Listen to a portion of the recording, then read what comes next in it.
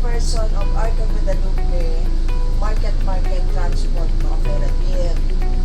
Yung co-op namin, actually nag-start siya 27 years ago from the association. Then, nag-co-op kami na 2020.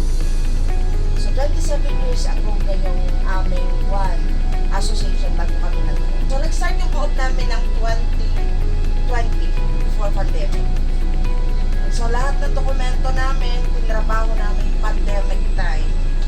Actually, this is my second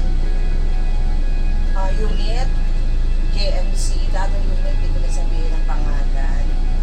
Actually, kaya ako napili siya because yung aking ahente, mabait. Yun ang una. So, maganda siyang makipag-usap.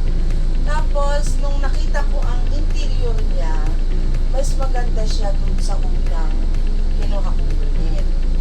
Yun yung nagustuhan ko. The interior alone. So ngayon, balikan mo ako siguro after 1 week. Kasi ngayon ko pa lang siya ilalabas. Ngayon ko rin lang siya masasakyan. So, other observation pa rin ako. Ang road ko kasi is Guadalupe, Market, Arca, Terminal. Yun yung rota namin. So, from FDI to Guadalupe, bali 17.5 kilometers yung tinatakbo na. Actually, ang seating capacity nito is 22.